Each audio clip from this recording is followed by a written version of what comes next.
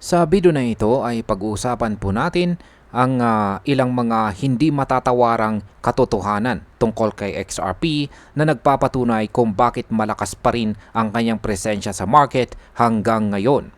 Sa kabila ng matinding kompetisyon mula kay Bitcoin at Ethereum, si XRP ay nananatiling isang malaki pong player or manlalaro sa crypto space. Ano nga ba ang mga dahilan kung bakit solid pa rin ang kanyang pundasyon at bakit po marami ang naniniwala na mas lalo pa siyang lalakas?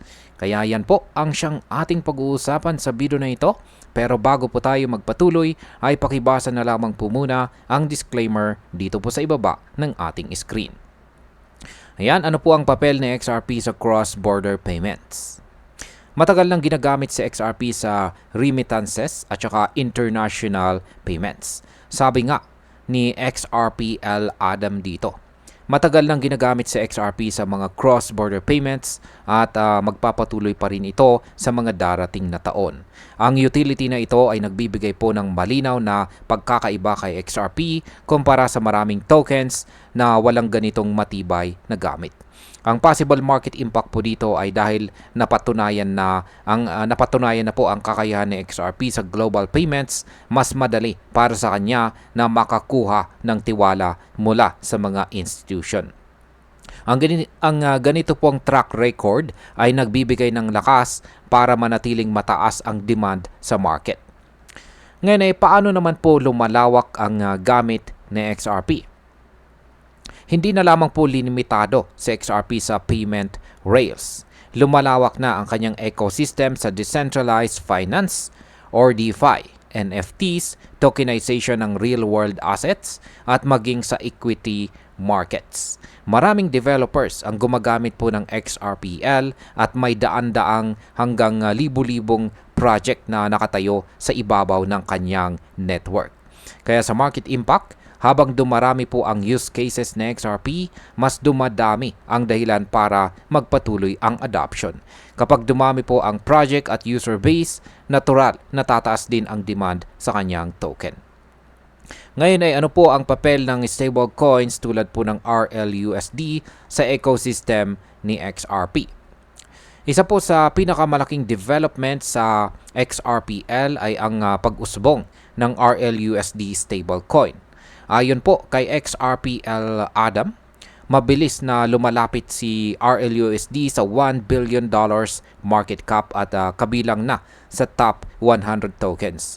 Plano po ng Ripple na gawing isa sa mga top stable coins si RLUSD bago po matapos ang taong 2025. At dito po pumapasok sa XRP bilang bridge currency na magbibigay ng dagdag na liquidity sa buong ecosystem.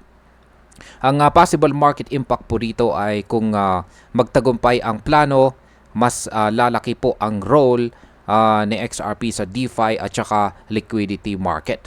Posible pong magdala ito ng mas mataas na presyo dahil sa patuloy na pangangailangan sa kanyang token. Ngayon, ay may interest ba ang mga institution kay XRP?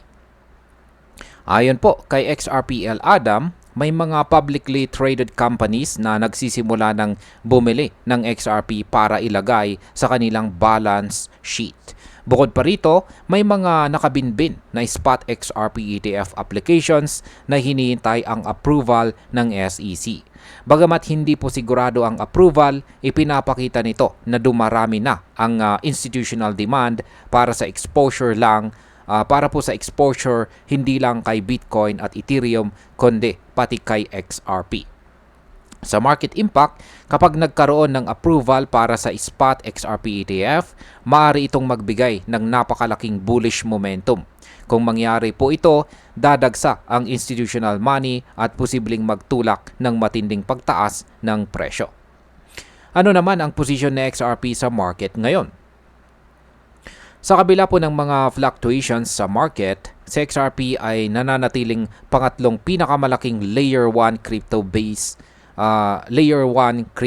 base po sa market cap. Mas matagal pa siyang nanatili sa top 10 kaysa sa karamihan ng mga tokens bukod kay Bitcoin. Ang lawak po ng kanyang holder base at ang tibay ng kanyang presensya ay nagpapatunay na mahalaga pa rin ang papel ni XRP sa digital economy. Pagdating naman po sa market impact, ang pagiging consistent sa top 10 ni XRP ay nagbibigay po ng kumpiyansa sa mga investors. Ang longevity ni XRP ay sinyalis na malalim ang kanyang suporta mula sa community at malakas ang posibilidad na manatili po siya bilang isa sa pinaka-critical na assets sa market. At ayan, bilang panghuli, malinaw na si XRP ay hindi lamang basta token kundi isa po siyang asset na may matibay na pundasyon at malawak na gamit. Mula po sa cross-border payments, DeFi, NFTs, stablecoins, hanggang sa interes ng mga institution, nakikita po natin kung bakit nananatili siyang relevant at mahalaga sa crypto space. Sa tingin ko, habang lumalalim po ang kanyang ecosystem at lumalaki ang adoption, patuloy na mananatili sa XRP bilang isa sa pinaka-ma-impluensyang players sa market. At ayan, hanggang dito na lamang po tayo sa video na ito mga ka-crypto. Marami pong salamat sa panonood, ingat po tayo lagi at God bless po sa ating lahat.